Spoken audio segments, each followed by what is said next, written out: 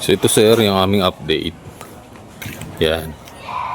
Ito yung sa may side na firewall. Lagyan na natin ng plexiband or waterproofing. Yun. Tapos yung downspout na to, iparehas na natin ang kulay yan ng ito, yung sa harap na kulay. Tapos primer. Yan. Red oxide ang ginamit natin na metal primer. Tapos nito paint na ng kulay. Tapos ito yung ceiling, PVC ceiling. May maliit lang na siro pero pandali lang pong gawin po yun. Kulang na lang dito yung mga ilaw. Tapos dito sa may yan sa sala. Ito yung ating takip ng sa hagdan. Gumawa muna tayong partition. Tapos yung opening dito nang papasok dito sa maliit na storage. Yan. Gumawa tayo ng 60 na opening. Tapos yung height ng pinto nun, dito yan. Yan na yan po. Medyo mababa lang. Pero papasok naman okay naman po. Tapos yung ito. May takip na yung ating hagdan. Plywood. Ito sir, napansin yung railing na to. Yung bakal na 2x3 na tubular. Yan, ito na po yung ating hawakan. Yung hawakan packet. So yan magiging railing na packet doon sa taas. 2x3 ginamit natin. Tapos sa kusina sir. Ito nag-install na tayo ng ilaw. Ito sir, yung ilaw dito malapit sa harap ng CR. Yun, tapos ito sa kusina. Yan. Tapos, ito sir, ilaw din dito. Tapos yung exhaust fan. Okay na to sir, yung exhaust fan. Okay, ako yan. Tapos sa laundry, may ilaw din tayo.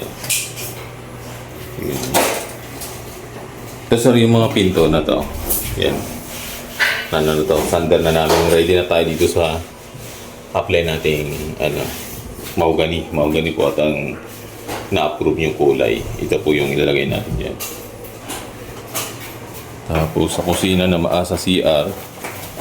So wala namang dito. Ito pa rin. Pahuhuli natin yung ibang fittings dyan. Yun sir sa second floor.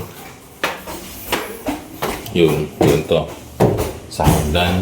Tapos yung sariling. Yan. Ito. Yung opening nito sir mula dito papunta rito. Ano po? 84? Yan. Siguro si Pansin nyo sir, ito malaki. Medyo 10 cm yung pinasok natin dito. Dahil meron po siyang, yan, nakanosing. Nakanosing po siya, kaya nga po para paghawak sa railing, hindi maiipit dun sa portion na yun. Tapos, bedroom 3 ito, okay na to, paint na to. May maliliit lang siya doon na kailangan i-retouch.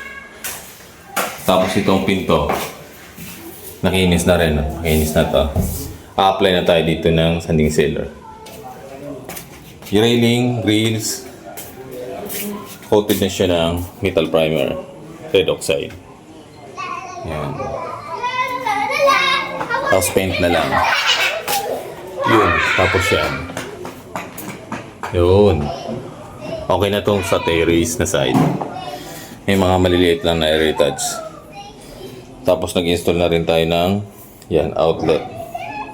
Dalawa. Yun.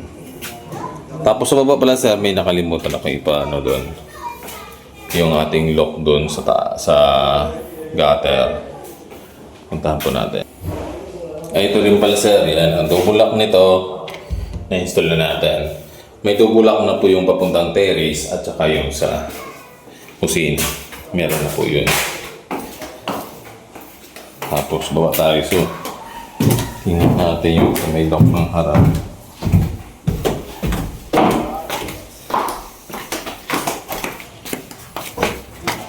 Yun. So ito sir, yan. Yun, yung sinepan yan saka gutter. Yan, painted na yan. Same din dito sa may harap. Yun. Half-vent na siya. So ito sir yung aming update. Thank you po.